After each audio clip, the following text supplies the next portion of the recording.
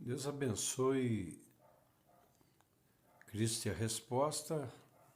Um abraço ao querido e amado pastor Peterson e também o pastor Márcio Aranda, esposa, e a todos os irmãos que estiverem ouvindo agora o Maná diário.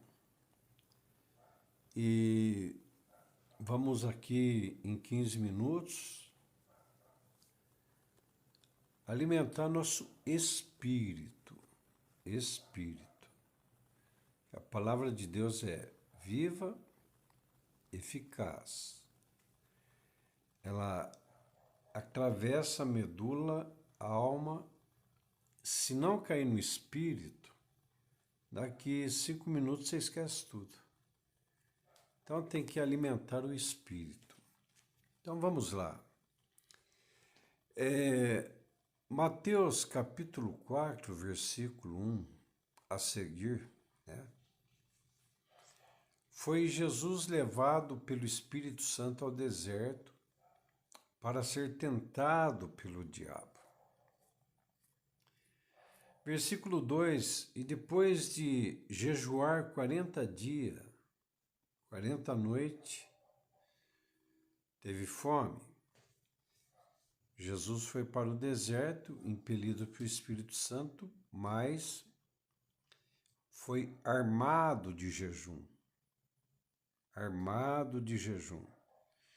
E quando fala em 40, realmente é um confronto contra o próprio Satanás, né? 13, o nome dele é 13. E o versículo 3, então, o tentador, que tenta até hoje, né? O trabalho dele é matar, roubar e destruir. De Jesus veio da vida e vida com abundância. Então o tentador, aproximando-se, lhe disse: se és filho de Deus, manda que essas pedras se transformem em pães. Você pensou 40 dias, 40 noites de jejum. Aí, deserto da miragem. Aí Satanás tentou a Jesus. Vamos ver se isso aqui é mais um profeta. Porque o inimigo, ele sempre no Velho Testamento colocou profetas em armadilha, né? Aí falou: transforma essas pedras em pães. Versículo 4, Jesus, porém, respondeu: está escrito. Por isso que é bom ler a Bíblia, né? Ler de Gênesis a Apocalipse, para cair no espírito, para que você possa dizer hoje em dia para Satanás: está escrito, não só de pão viverá o homem, mas de toda palavra que procede da boca de Deus. Aí, o próprio Jesus falando do pão espiritual, o maná, né? Pão diário. Versículo 5, então o diabo o levou à cidade santa, colocou ele no pináculo do templo. O inimigo, ele é astuto. Quando ele quer lançar cobiça, ele leva o homem ao pináculo do sucesso, da fama. Falando de cristão, pastores que galgou lá em cima fama, sucesso, porém não vigiaram. Aí no versículo 6, ele disse: se és filho de Deus, atira-te abaixo, porque está escrito: aos anjos ordenará a Deus a teu respeito que te guarde, e eles te sustentarão nas suas mãos para não tropeçar em alguma pedra. Mas Jesus, no versículo 7, respondeu: também está escrito: não tentarás o Senhor teu Deus.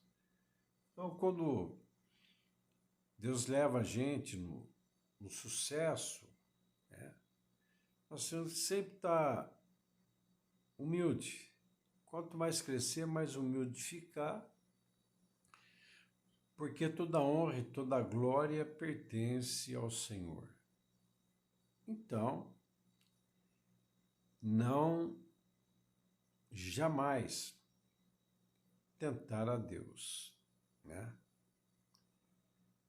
Versículo 8, levou ainda o diabo em um monte muito alto, olha, que foi mais alto ainda. Aí é o monte da cobiça, mostrou-lhe todos os reinos do mundo e a glória deles. Versículo 9, lhes disse: tudo isto te darei, se prostrado me adorar. Ali não é Jesus ficar adorando, não, era só um pouquinho. Era só obedecer e se curvar diante da glória, dos reinos, da cobiça, aí já estaria adorando, estaria prostrado adorando o inimigo, a cobiça. Então, o inimigo leva, ele muitas vezes quer te levar lá em cima, e mostrar muitas coisas que parece que são coisas até que boas, né? Os reinos do mundo é tudo que luxúria, sexo, droga, bebida, essas coisas todas. E muitos cantores que começaram bem, gospel, né? E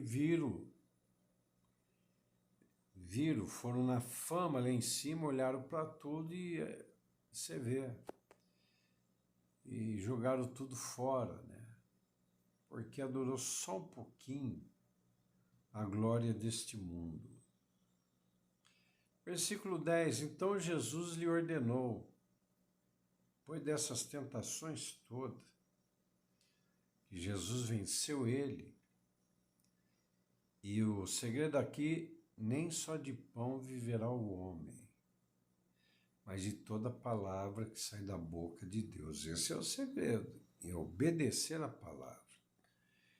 Então Jesus lhe ordenou: retira-te, Satanás, porque está escrito: ao Senhor teu Deus adorarás e só a Ele darás culto. Veja que valeu a pena. Por quê? Depois que tudo isso sucedeu, e Jesus venceu o inimigo pela palavra, versículo 11, com isto o deixou o diabo, eis que vieram anjos e o serviram. Olha que benção. Vieram anjos e o serviram. Então, vale a pena resistir ao diabo e ele fugirá de vós. Aí se vê lá no Éden, no jardim, começou a encrenca. Aí Adão, foi a mulher que o Senhor me deu. Foi nada disso. Foi o livre-arbítrio de Adão que o traiu. Aí chega Sansão, que Deus usa, né? O Espírito Santo. Aí cai diante de uma Dalila, Dalila não foi culpada e nem pode culpar o diabo ali. Foi o livre-arbítrio de Sansão que o traiu. De Sansão ele virou Sonsão. E quantos irmãos hoje em dia se tornam Sonsão? Né? Aí Davi estava lá, não foi na guerra. Eu vou dar um rolê aqui no patamar do palácio aqui que eu conquistei. Foi a maior encrenca, né? De cobiça ele chegou até a mandar assassinar o marido da mulher, tal de Urias. Então, não foi o diabo que foi culpado ali, e nem a tarde de Betseba. O livre-arbítrio traiu Davi. Traiu. Judas. Aí está lá Judas, né? Iscariote. Segue Jesus, mas seguiu Jesus pensando em libertar o povo judeu de Roma. Ele pensou que teria Jesus, o Messias, o Rei, veio para libertar de Roma. Jesus falou, não, eu vim para salvar o mundo, eu não vim para condenar e nem para brigar com os homens. Eu vim trazer a salvação a todo aquele que crê em mim e me segue. E aí Judas tinha uma vida boa lá, antes de seguir Jesus. Ele seguiu Jesus com uma intenção. Quando ele viu que Jesus foi preso, ele fez tanto milagre, ele podia chegar agora e falar, caiam por terra, vocês não vão prender coisa nenhuma, que eu vou para cima. Quando ele viu Jesus, ele não entendeu nada. Preso, crucificado, morto. E ele nem esperou o Senhor ressuscitar, ele não creu. Ele não creu nisso. Ele aceitou o quê? Fala, bom, eu perdi, deixei a minha vida boa lá, pensando em seguir Jesus para galgar alguma coisa. Né? O que ele fez? Falou, bom, perdi tudo, mas eu vou recuperar. Vendeu, traiu Jesus, 30 moedas de prata. Lá ele falou, pronto, recuperei até mais, agora descansa minha alma. Mas foi vender quem? Um beijo. Ah, não fica, não adianta, o cara não dorme. Fica atormentado. E foi e se enforcou. Então, não foi Satanás. O livre-arbítrio de Judas, ele se arrependeu, mas ficou com remorso. Foi aí que foi a queda dele. Então, lá em Jeremias capítulo 17, versículo 9, diz a palavra de Deus que enganoso é o coração. O coração aí é a alma adâmica, né? Sentimentos e emoções na razão. Enganoso é o coração. Se fosse só enganoso, vai lá, mas é perverso. Olha aí. A alma adâmica, ainda nós temos o instinto adâmico nesse corpo, nosso espírito ainda está aqui nesse corpo, que com sentimento, emoções e razão pode nos cair. Né? Nem tudo que reluz é ouro. E a palavra de Deus diz, veja que a luz que é em ti não se torna em grande treva, né? E perverso, quem o conhecerá? Aí o Senhor diz assim, versículo 10, eu sondo, esquadrinho, eu conheço, para dar a cada um segundo os seus caminhos, suas ações. Numa palavra terrena, para entendimento, é Deus dizendo assim, olha, para dar a cada um segundo o seu livre arbítrio. Então, tem o livre-arbítrio traiçoeiro, que depois a gente culpa tudo quanto é coisa, todo mundo, mas a gente não olha que o livre-arbítrio nos traiu, né? O culpado foi nós. Mas tem um livre-arbítrio maravilhoso também que se pode pôr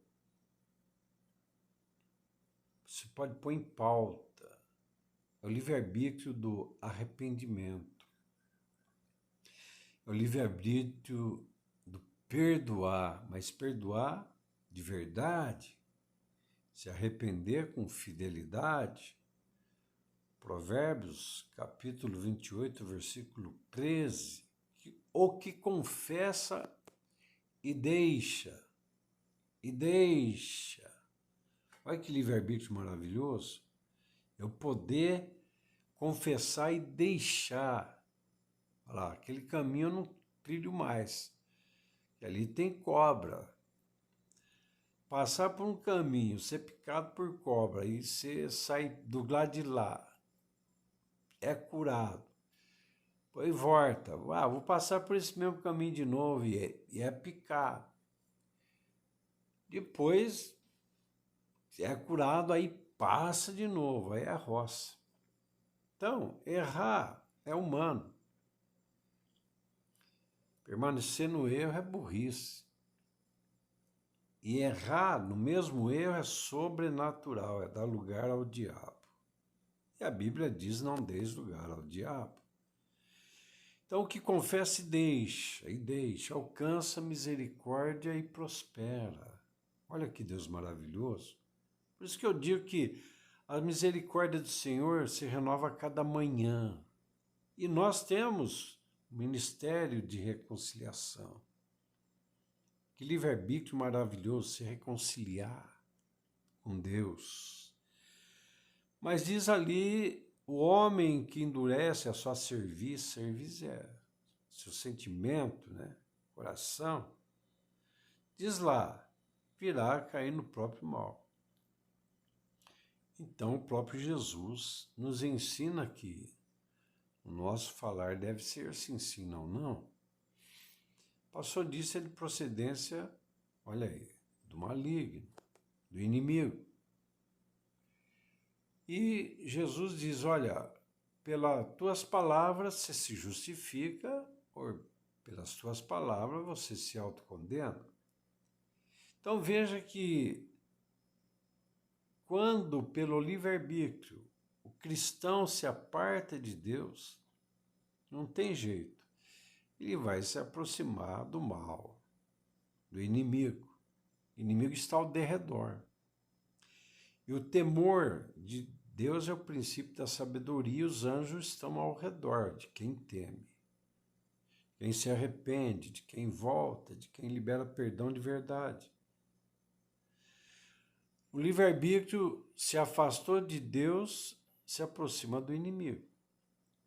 Aí se arrepende, perdoa de verdade, volta, se aproxima de Deus, se afasta do inimigo. Quem é que faz a diferença? Deus ou inimigo?